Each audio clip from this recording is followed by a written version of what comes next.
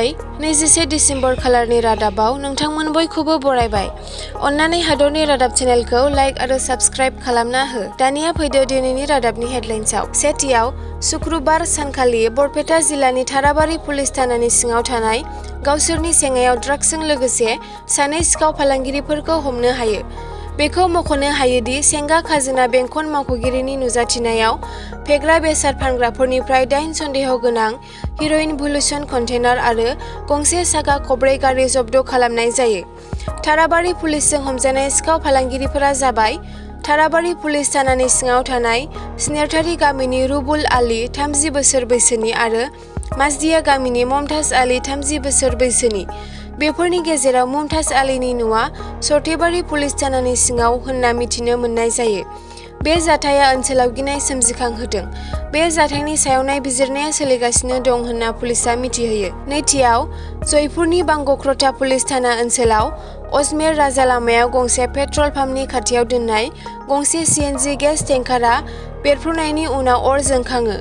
जाथायनि उनाव मोनसेनि उनाव मोनसे गं 40नि बांसिन गारिफोरा खामजोबो।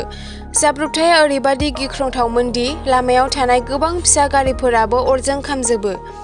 बेराफारसेथिं सा 8 सुबुंफोरा खामनानै जिउ गोमायो आरो गोबां सुबुंफोरा जोखोम जायो। खौरां मोननाय बायदिब्ला सा 37 सुबुंफोरखौ SMS देहा फाहामसालिफोराव थिसननाय जायो।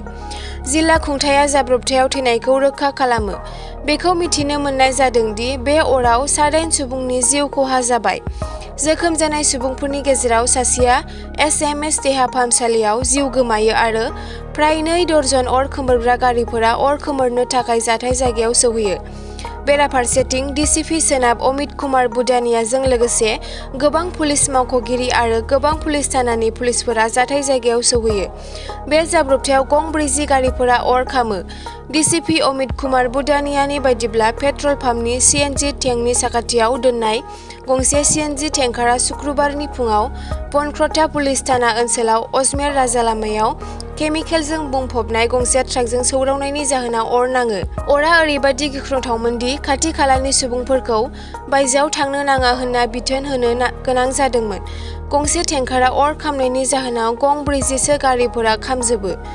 पेट्रल पाम्पनि मोनसे बाहागोखौबो खोबथेयो।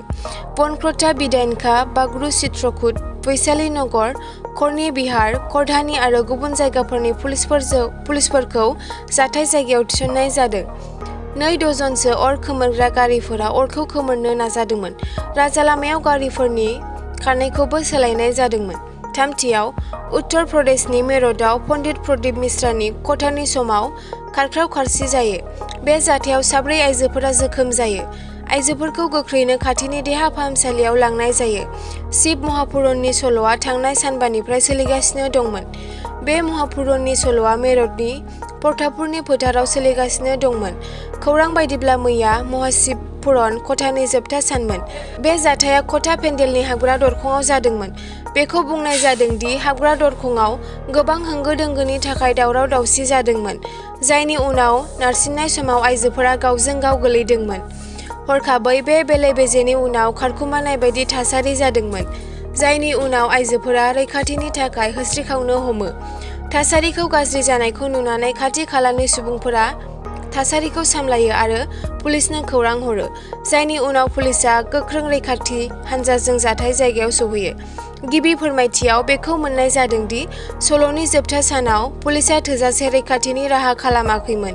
जायगायाव थानाय सुबुंफोरा थासारिखौ गावनो सामलायनो नाजादोंमोन आरो गासैबो जोखोम जानायफोरखौ थाबैनो देहा फाहामसालियाव दैथायहरनाय जादोंमोन। जोखोम जानायफोरनि गेजेराव सासेबो गोब्राब थासारियाव गैयामोन आरो बिसोर गासैबो खैफोदनिफ्राय बायजोआव दं। खाथि खालानि गामिफोरनि सुबुंफोरा थासारिखौ सामलायनायाव हेफाजाब होदोंमोन। पुलिस आरो खुंथायनि हानजाया जाथाय जायगायाव सौहैयो, जायनि उनाव थासारिखौ सामलायनाय जायो। बिबानगिरिफोरजों बे जाथायनि सायाव जेबो मावख'आरि फोरमायथि होनाय जायाखै। खौरांनि बायदिब्ला हाबनाय आरो ओंखारनायनि थाखाय आलादा दरखं बानायनाय जादोंमोन। नाथाय बांद्राय होंगो दोंगो जायोब्ला गासैबो सुबुंफोरा हाबग्रा गेटनिफ्राय बायजोआव ओंखारनो हमदोंमोन, जायनि जाहोनाव बे जाब्रबथाया जादोंमोन। ब्रैथियाव, सासे आइजोआ सासे सिनायमोनै हौवानि गोथै सह' थानाय मोनसे पेकेट आरो गांसे लाइजाम मोनदोंमोन, जेराव 1.3 कौटि रां हरनांगौनि दाबि खालामनाय जादोंमोन। बे जाथाया अन्ध्र प्रदेशनि सोनाब ग'दावारि जिल्लानि येन्डाकन्दि गामियाव जादोंमोन। नागा तुलसी मुंनि आइजोआ सिगाङाव गावनि न' लुनायनि थाखाय हेफाजाब बिनानै क्षत्रिय सेवा समितिनो आर'जलाइ होदोंमोन। कमिटिया बिथांनो न' लुनो थाखाय टाइलफोर दैथायहरदोंमोन आरो फिन मोब्लिबारि आगजुफोर दैथायहरनो खोथा होदोंमोन। तुलसीआ WhatsAppआव मोनसे मेसेज मोनदोंमोन जेराव बुंनाय जादोंमोन दि बिथांनो लाइट, फेन आरो सुइच बायदि बेसादफोर होनाय जागोन। बृहस्पतिबारनि मोनायाव सासे सुबुङा गावनि दरजायाव मोनसे बाक्सु गालांदोंमोन आरो बुंदोंमोन दि बेयाव मोब्लिबनि आगजुफोर दं। नाथाय जेब्ला तुलसीआ बक्सखौ खेवदोंमोन अब्ला बियो सोमोनांदोंमोन। बक्सआव सासे सिनाय मोनै सुबुंनि गोथै सह' दंमोन। बे गिख्रंथाव जाथायनि उनाव आइजो आरो बिनि नखरनि सोद्रोमाफोरा गिदोंमोन आरो थाबैनो पुलिसनो खौरां हरो। पुलिसआ जाथाय जायगायाव सौहैयो आरो गोथै सह'खौ सोरखारि देहा फाहामसालियाव दैथायहरो पस्टमर्टेम खालामनो थाखाय। पुलिसआ मोनसे केस रेजिस्टार खालामबाय आरो जाथायनि सायाव नायबिजिरगासिनो दं। जिल्लानि पुलिस सामलायगिरि अदनान नियम अस्मियाबो गामियाव दावबायहैनानै जाथायखौ नायबिजिरो। एसेनोसै दिनैनि हादरनि रादाबाव। अन्नानै हादरनि रादाब चेनेलखौ साबस्क्राइब आरो नटिफिकेशन बेलखौ अन खालामनानै ला हादरनि रादाबनिफ्राय नटिफिकेशनखौ मोननो थाखाय।